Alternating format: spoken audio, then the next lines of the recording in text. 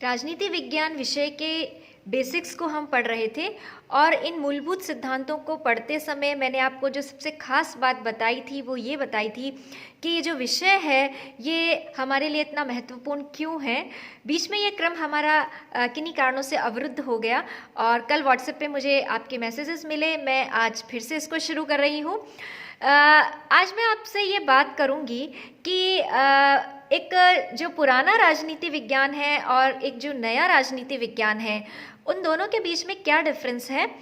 जैसा कि आप सभी इस बात से परिचित हैं कि हमारे यहाँ पे चाहे समाज हो चाहे हम व्यक्तिगत अपनी परिवार हो, वहाँ पे पीढ़ियों का अंतराल होता है और ये जो जनरेशन गैप होता है ये गैप बहुत सी परिस्थितियाँ बदल जाती हैं और इस कारण जो विचार है जो समझ है उनमें डिफरेंस आना शुरू होता है। तो जो विषय है उसका भी अपना एक विकास का क्रम रहता है, उसकी भी एक डेवलपमेंट की प्रक्रिया होती है और इस डेवलपमेंट में भी वो एक लंबे दौर से गुजरता है। तो जब भी कोई विषय के बारे में हम पढ़ते हैं तो जो नया और पुराना ये बातें वहाँ पे आने लगती हैं, क्योंकि विषय के इतिहास का एक अपना लंबा क्रम होता है जिसमें कि वो विकसित होता है। तो राजनीति विज्ञान विषय के साथ भी ये बात है, एक पुराना राजनीति विज्ञान और एक नया राजनीति विज्ञान। तो पुराने राजनीति विज्ञान को हम परंपरावादी राजनीति विज्ञान कहते हैं और जो नया है उसको हम आधुनिक राजनीति विज्ञान कहते हैं। एक समकालीन राजनीति विज्ञान की भी बात होती है जो कि क्योंकि आधुनिक के बाद भी जो अभी कंटेम्प्रेरी ट्रेंड्स हैं यानी वर्तमान में क्या चल रहा है उसकी भी बात होती है। तो यहाँ पे ये इन सब बिंदुओं के आधार पर मैं अपनी बात आज आपसे कर रही हूँ। जो पुराना राजनीति विज्ञान है यानी राजनीति विज्ञान का परंपरावादी दृष्टिकोण, ये परंपरावादी दृष्टिकोण राजनीति विज्ञान के अंदर जिन जिन बातों को पढ़ता है या पढ़ने की अनुशंसा करता है वो है राज्य, सरकार, संविधान। ये सब विषय हमें लगता भी है कि हमें राजनीति विज्ञान में पढ़ने चाहिए क्योंकि राजनीति से जुड़े हुए हैं और इनमें राजनीति की बातें होती हैं। लेकिन जो आधुनिक दृष्टिकोण है राजनीति विज्ञान का वो इस बात पर जोर देता है कि हमें राज्य, सरकार, संविधान इनको तो पढ़ना ही चाहिए, लेकिन उन सब बातों को भी इसमें पढ़ना चाहिए जो कि हमें प्रभावित करती हैं, हमारे ऊपर इफेक्ट डालती हैं। यानी उन गैर राजनीतिक तत्वों का भी अध्ययन होना चाहिए जो कि राजनीतिक तो नहीं है लेकिन हमारे दिन प्रतिदिन की राजनीति को प्रभावित करते हैं। जैसे अगर आप देखें तो अपने जाति, धर्म, भाषा ये सब एक सामाजिक व्यवस्था के अंग हैं और हमें इनको समाजशास्त्र विषय में पढ़ना चाहिए, लेकिन हम इनको राजनीति विज्ञान में भी पढ़ना चाहते हैं या इनको पढ़ा जाए तो वो क्या कारण है इसके पीछे। तो आधुनिक दृष्टिकोण वाले ये कहते हैं कि चूंकि ये सब चीज़ें राजनीति को प्रभावित कर रही है, धर्म के कारण यदि कहीं लड़ाई हो रही है या जाति के कारण कहीं संघर्ष हो रहा है या यदि जाति के कारण कहीं वोटिंग हो रही है या भाषा के आधार पर राज्यों का गठन हो रहा है, तो ये सब सामाजिक तत्व यदि राजनीति को प्रभावित कर रहे हैं तो हमें इनको भी पढ़ना चाहिए। और इसी कारण से जब हम आधुनिक दृष्टिकोण को देखते हैं तो राजनीति विज्ञान विषय का जो क्षेत्र है, जो उसका एरिया है, जो उसमें चीज़ें आनी चाहिए वो बहुत ज़्यादा उसका विस्तार हो जाता है। और जब परंपरावादी दृष्टिकोण को हम देखते हैं तो वो राज्य, सरकार, संविधान इन तक वो सीमित रहता है। यहाँ एक बहुत महत्वपूर्ण बात है कि यदि हम सत्य तक पहुँचना चाहते हैं, उसकी एक्चुअल जो स्थिति है उसको यदि हम जानना चाहते हैं तो इसके लिए भी ये बात जो एक डिफरेंस सामने आता है परंपरावाद और आधुनिक दृष्टिकोण के बीच में वो ये है कि जो परंपरावादी हमारा नज़रिया है वो आदर्शवादी है, जो थ्योरी है उसको हमको पढ़ना है। जैसे संविधान है तो संविधान में क्या लिखा गया है, चाहे हम ब्रिटेन का पढ़ें या भारत का पढ़ें तो उसमें क्या लिखा गया है उसको हमें स्टडी करना है। जबकि इसको पढ़कर क्या हम वास्तविकताओं को जान पाएंगे या जो सत्य उस तक पहुंच पाएंगे, इसमें बहुत ज़्यादा संदेह रहता है क्योंकि जैसा लिखा गया है वैसा का वैसा इम्प्लीमेंट हो ये ज़रूरी नहीं है। उसमें जब हम किसी चीज़ को व्यवहार में लाते हैं तो उसमें बहुत सारी स्थितियां निर्मित होती हैं, और जो चीज़ है वो वैसी की वैसी ही ज़मीन पे कार्य करे, ज़मीनी सच्चाई वैसी ही हो, ऐसा संभव नहीं हो पाता। तो यहाँ पे एक प्रोसेस होता है, एक प्रक्रिया होती है। तो आधुनिक दृष्टिकोण वाले ये मानते हैं, उनका ये कहना है कि हमें उस प्रक्रिया का अध्ययन करना है, यानी कोई चीज़ जो है, जो व्यवस्था जो है, वो किस तरीके से चल रही है, उसका प्रोसेस किस तरीके से हो रहा है। लिखा क्या है ये एक अलग बात है, नियम क्या है ये अलग बात है, कायदे कानून जो है वो अलग बात है, लेकिन वो किस तरीके से कार्य कर रहे हैं व्यवहार में, उसको हमको स्टडी करना है। ऐसा करने से हम जो वास्तविकताएं हैं, जो सच्चाई हैं, उनको बेहतर तरीके से जान सकेंगे। तो ये एक जो नया विकास हुआ राजनीति विज्ञान का, उसके अंदर ये बात सामने आई कि हमें जो प्रोसेस है राजनीति का, उसको हमको स्टडी करना चाहिए। अब यहाँ पे एक जब हम उसको उसको प्रोसेस को स्टडी करते हैं तो वहाँ पे बहुत सी बातें ऐसी आती हैं जो कि बहुत ज़्यादा अच्छी नहीं होती हैं, क्योंकि जो परंपरावादी दृष्टिकोण है वो आदर्श की बात करता है कि क्या होना चाहिए। जब हम पुराने राजनीति वैज्ञानिकों को पढ़ते हैं तो वो विश्व शांति की कामना करते हैं और बहुत अच्छी अच्छी बातें करते हैं, लेकिन जब हम व्यवहार में देखते हैं, जब हमने प्रक्रिया को देखा और व्यवहार में जब हम सच तक पहुँचे तो सच तो बहुत कड़वा भी हो सकता है। तो आधुनिक दृष्टिकोण वालों ने कहा कि जो यथार्थ है, जो सच्चाई है, ज़मीनी हकीकत है, उसको हमें उजागर करना है, उसको हमको बताना है। वो सच चाहे कितना ही कड़वा क्यों ना हो, कितनी ही उसके अंदर हमें लग रहा है कि वो बताने योग्य नहीं है या किसी भी तरीके से, लेकिन फिर भी हमको उसको, यदि है उसमें रियलिटी, तो उसको हमको बताना चाहिए। क्योंकि चाहे वो कड़वा हो, यदि सच सामने आ जाता है तो फिर वहाँ से यदि कोई गलती हमें पकड़ में आ जाती है या कोई बुराई हमें नज़र आ जाती है तो फिर वहाँ से निकलने का रास्ता भी हम ढूंढ लेते हैं। लेकिन यदि हम उसको एक्सेप्ट ही नहीं करें, उसको स्वीकार ही नहीं करें कि ये बुराई है या ये खराबी है, तो फिर वहाँ से निकल पाना बहुत ज़्यादा मुश्किल हो जाता है। तो परंपरावाद जो हमारे विषय का एक विकास रहा, उसके बाद जो नया समझ आई या नई सोच आई, उसके अंदर ये कहा गया कि ये माना गया कि हमको अपनी जो एक्चुअल स्थिति है, अपनी जो वास्तविक स्थिति है, उसको बताना हमें चाहिए। और इसी कारण से राजनीति विज्ञान विषय का फिर आगे बहुत अधिक अलग अलग तरीके से इसमें शोध के नए रास्ते खुले, जो व्यावहारिक और धरातल है और उसका जो प्रक्रियात्मक तरीके हैं उसको लेकर के नई बातें सामने आई, और एक इस विषय का एक पूरा अपना एक लंबा विकास का फिर से क्रम शुरू हुआ। तो लेकिन यहाँ पे आपको एक बात तो समझ में आ ही गई होगी कि जो हमारा विषय है वो किसी एक समय में बनकर नहीं लिखा गया, या किन्हीं सीमाओं के अंदर हमने समय सीमा बांध दी हो कि इस समय सीमा के अंदर हमारे विषय का विकास हो गया हो, ऐसा नहीं है। एक लंबा क्रम रहता है हर विषय के साथ, हमारे विषय के साथ भी है। और जैसा कि आपको सभी को पता है कि राजनीति विज्ञान के जो जनक हैं वो अरस्तु है, लेकिन यहाँ पे अरस्तु से ये परंपरा, अरस्तु से राजनीति विज्ञान की शुरुआत होती है, लेकिन एक अलग विषय के रूप में इसका अस्तित्व जो है बहुत बाद में आता है। 20वीं शताब्दी में ये एक अलग विषय के रूप में स्थापित होता है।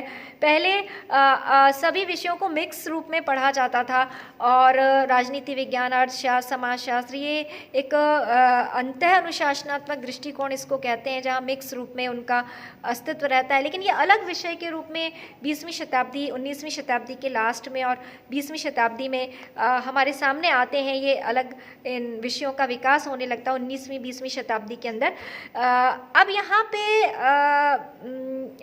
पे आपको मैं थोड़ा सा ये बता दूं कि हमने ये देखा कि हमारा पुराना जो सोचने का तरीका है या जो नज़रिया है वो किस तरीके से है, जो आधुनिक सोचने का तरीका है वो आधुनिक नज़रिया है वो किस तरीके से है। लेकिन ये दोनों ही नज़रिए हैं, ये दोनों ही दृष्टिकोण हैं, किसी भी चीज़ को देखने का ढंग है कि किसी चीज़ को हम किस तरीके से देखते हैं।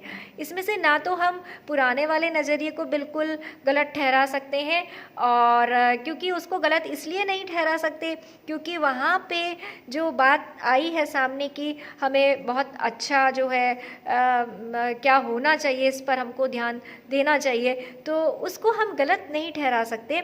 लेकिन ये है कि जो उसकी कमियां रह गई थी या उसमें जो खामियां रह गई थी उसको आधुनिक दृष्टिकोण के द्वारा दूर करने की कोशिश की गई। और आधुनिक दृष्टिकोण की भी अपनी सीमाएं हैं, क्योंकि वो ये तो बता देता है कि क्या है रियलिटी क्या है, बट उसको हम उसकी रेमेडी कैसे करें, उस प्रॉब्लम को हम सॉल्व कैसे करें, उसको हम दूर कैसे करें, ये बातें वो नहीं बता पाता।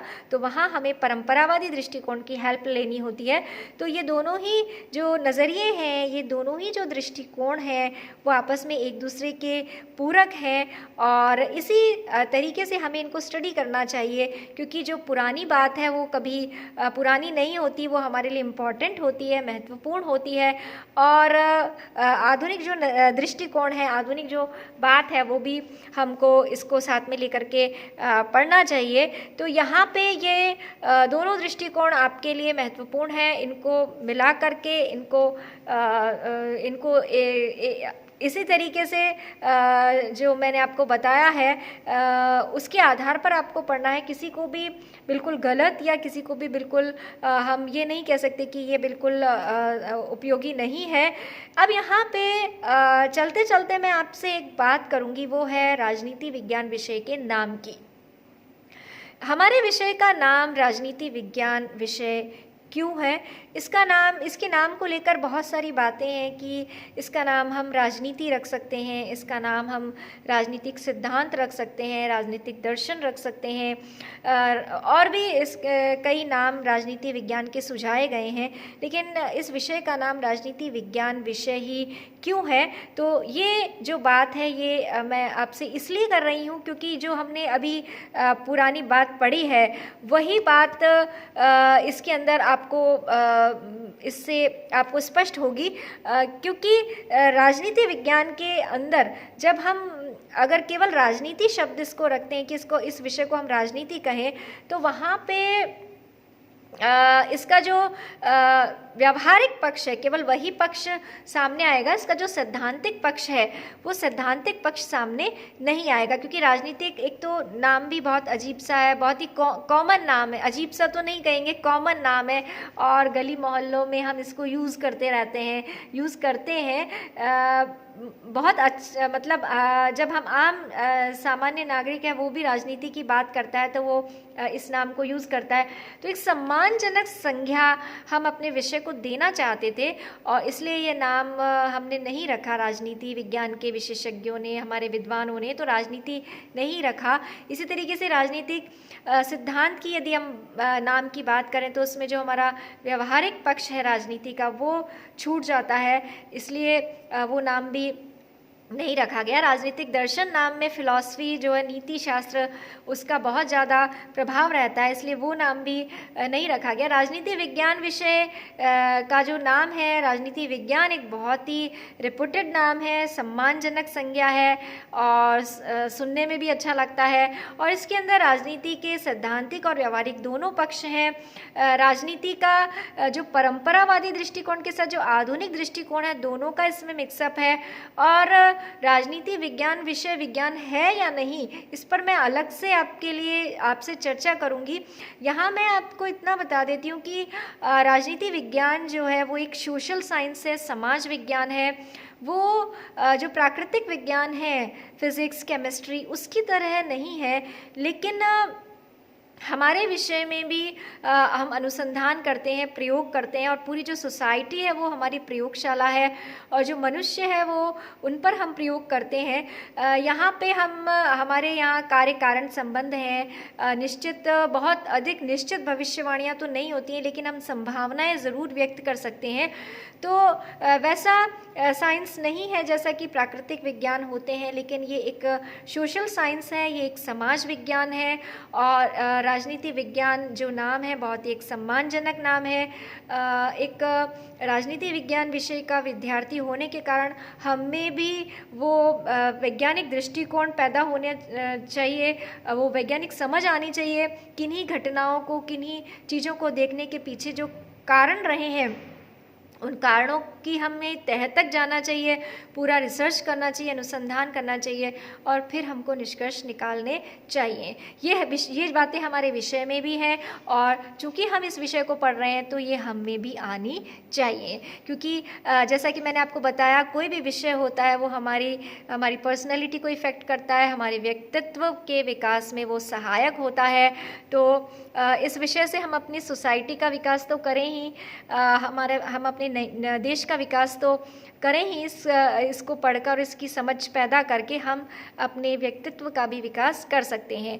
तो आज जो बातें मैंने आपको बताई हैं बहुत महत्वपूर्ण है और एक बहुत ही कम समय में एक बहुत सारी बातें आपसे हो गई हैं। इन सभी बातों का खुलासा मैं आपके साथ अलग से कुछ पीपीटीज शेयर करके और उसमें अपनी कुछ लेक्चर्स को उनके साथ जोड़ करके आपके साथ शेयर करूंगी।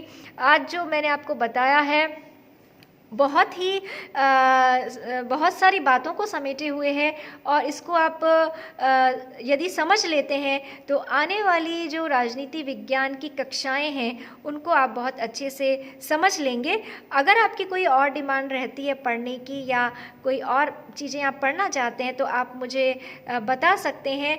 इसके अतिरिक्त मैं अन्य कक्षाओं के जो लेक्चर डिलीवर कर रही हूँ जो हमारे चैनल पे हैं उनको आप ज़रूर सुनिए, क्योंकि प्रत्येक दिन प्रत्येक कक्षा के लिए लेक्चर बना पाना संभव नहीं हो पाता है। लेकिन आप उस जो अन्य कक्षाओं के हैं उनको आप सुनिए, जिससे राजनीति के प्रति आपकी समझ बढ़ेगी और आपको इस विषय में मज़ा आने लगेगा।